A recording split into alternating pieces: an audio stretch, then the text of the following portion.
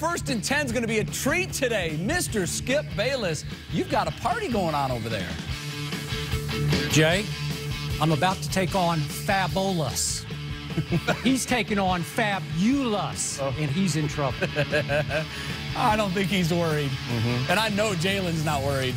They just been ignoring me. They ignoring me while I'm sitting here, ignoring me on Twitter and everything. It's all good. They got their game faces on over there. F-A-B-O. No-so if you didn't know so. Oh, Mike Hill, we've got a great panel today. In fact, this panel is all about Fabulous. We have from the Fab Five. Yes, indeed. Jalen Rose. We have Mr. Fabulous, Fabolous. Yes, sir. So it's about to happen the Loso way. And then we have, this is the only tie I could come up with Fabulous. His last name sort of rhymes with Fabulous, Skip Bayless. That's about as close to all you got, Fabulous. Jay? That's all you've got. I can't. How else am I going to say you're fabulous? I don't need anything. I'll just be fabulous. You know, you see, It rhymes with clueless also. you're right. Okay, it does. now it's really on. And it rhymes with Payless. And of course, your street cred went through the roof. Yeah. Whenever you're mentioned in a rapper's song or lyrics, you've got street cred. And can we put the lyrics up? These are some fabulous lyrics. Look here. I see these haters in passing. Yeah. They round, I be on the way up, they be on the way down. Now I can sit and talk like Skip Bayless. You're looking for these shoes, baby, you can skip Payless. Yeah. I love that. It's Clever. It is clever. Yeah. Have you been a Skip fan for long? Up until today. Yeah, oh, no longer a fan, huh? No longer a fan. What is it about Skip that you like? I love that he expresses himself and kind of gives you his opinion, well thought out. Look to be well thought out. Do you agree with most of his opinions? Some.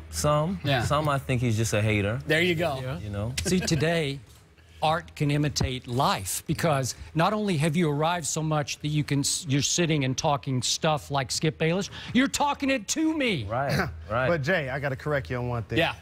You can't get street cred if you've never been on the block. Let's get started. Wow.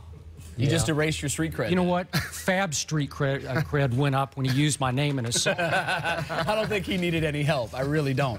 All right, let's do it. And a lot of good topics today, too. We have to start with Dirk Nowitzki. The guy was just unreal, out of his mind last night. 48 points. Let's go 1 to 10 scale here. I would give Dirk a 10 as well. I think he came out, you know the stats that Jalen said, but I think he came out and set a tone, showing that Dallas is a real team to be reckoned with. They just came off the sweep of the Lakers, so in case you thought that was a fluke, I think he came out there and showed that, you know, they're a definite team. And do you think he's playing with a chip on his shoulder? Because he's still trying to, we talked about it here yesterday, he's still trying to shake that soft tag. Yes, I think he definitely is coming out and he's playing with more integrity as well. You know what I'm saying? He's always had a jump shot, but he's playing a little more tougher. You can see it in his game for some reason. Fab, let's go to you now and talk about the Thunder, because as you're watching that game, to you, what stood out? Who or what was to blame for their loss? Well, I don't think they played together as a team all the way. I think Durant came out and started very well. I don't think Westbrook kept feeding that, and I think that's what Dallas did with Dirk, was when they saw that he was already in a good rhythm of shooting, they kept feeding him the ball. Find the hot hand. And I think as a team, the Thunder didn't make the adjustments even when they saw that Dirk was having such a great night. I heard the coach on the timeout just saying, Dirk's going to make his shots, don't worry about that. But they didn't find an answer or something to slow it down or contain it a little bit. Dirk is going to make shots. I think the Heat have to win and will win the second game. Unlike the LeBron hater, I think LeBron just has to, I don't think he should turn into a rebounding player because I think it slows down the Heat's transition. Who gets the boards, though, for Miami? Because, I mean, that was bring clearly Haslam and Big Z in. Yeah. I agree with that. They need to bring them in to get more rebounds, but I don't think LeBron should be down there. Yeah, you want him scoring. You still like him on the perimeter. Right. And let's talk about the NBA draft lottery. The Cleveland Cavaliers had the second best chance of winning, 22% chance. Of course, by virtue of the best record, Minnesota had a 25% chance. The Cavs had 2 shots because they had the Clippers and their pick. They win it.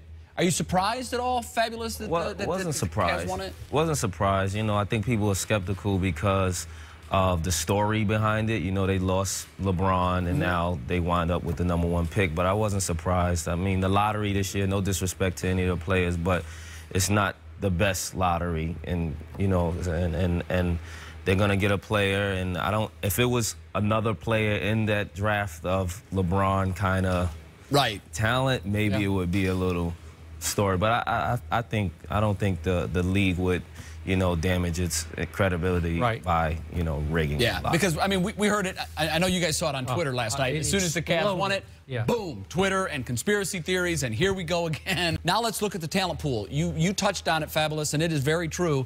Not a deep draft. There is no LeBron in this class. Right. Let's listen to what Derek Williams, who is in the top 5, I think, consensus. Some would make the case that you could go that way, and he is making that case that not Kyrie, but himself. Listen. I think I'm the #1 pick because, you know, I have more, you know, star quality. I would think more, you know, just a bigger person, and I think that the fan base would you know, like a bigger person like that. Not exactly a humble quality. Yeah, star quality. Yeah, right. Right. See him on commercials already. Yeah. All right, who should the Cavs pick? Who you got? I might shock the world and take Kemba. No. Kemba Walker? That would shock the world. I think out of excitement, only player that gave me excitement in the NCAA tournament was Kemba. And I think Cavs, since they have a 4th pick as well, that they can, you know, maybe even take one of the European big guys and get Kemba. Or they could take whoever they wanted at 1, provided it wasn't a point guard, and Kemba's still going to be there at 4. Right. I like that combo. Are you influenced by the fact that Kemba's New York's own, right? Tiny bit, but I'm more influenced by his excitement. I know. That's by his honest. excitement. Did anybody else in the NCAA? Yeah. And that is a good point. I mean, because there were times where Williams, you said he jumped off the screen. Watching what Kemba did in the Big East tournament and then in the NCAA tournament, I was on my feet. Right. I was on my feet. Great run. Here's a great one. Over the next 5 years, I'm going to give you one of the 3. You can take LeBron, you can take Dwayne Wade, or you can take Derrick Rose. It's a great question, Jim. Yeah, well, you thought of it. Who are you taking? We know who he's not taking. I know who he's not taking, so for him, it's down to 10. Go ahead, Fab. Me building a team, I would take Derrick Rose. I'm about excitement. I like exciting guards. I don't think he shies away like what he says LeBron does against leadership. I think Derrick Rose steps up. He wants to take the big shot. He wants to lead the team into it. So, I think if you match a great guard with anything, if you're building a team, it usually makes a great team. So I would take Derrick Rose. Third down, and let's go to boxing. It looks like Juan Manuel Marquez will get his long-awaited 3rd fight with the pound-for-pound king in Manny Pacquiao. While that might be good news for Marquez, it's bad news everywhere for fight fans because it pushes off for at least a year the potential fight between Floyd Mayweather and Manny Pacquiao. Are we ever going to see Manny and Floyd step into the same ring? I think we have to see this fight for boxing, you know, for the fans of boxing.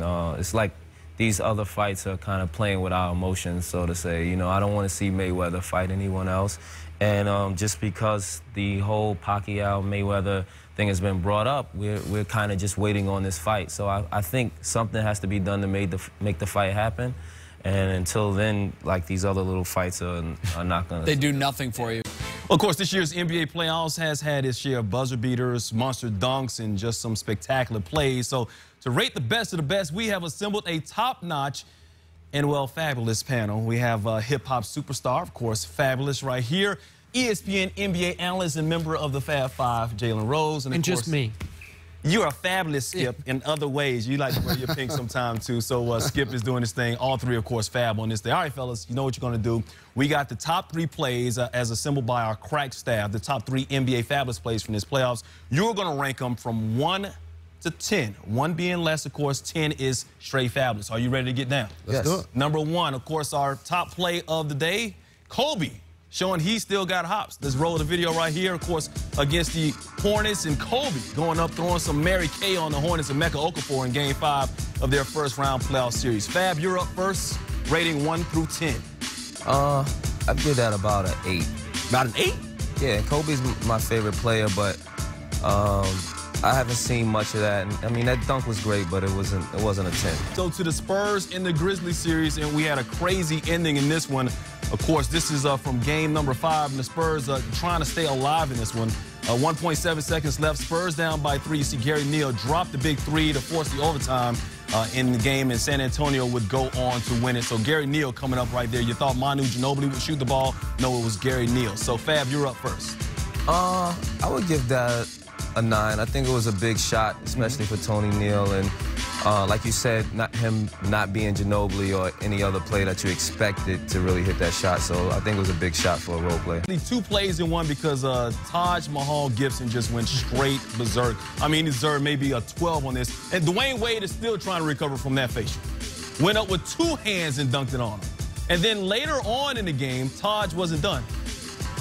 After he went off on Dwayne Wade, Wade actually said that his son was playing Nerf basketball the next day and actually went up and said, I just went Taj Gibson.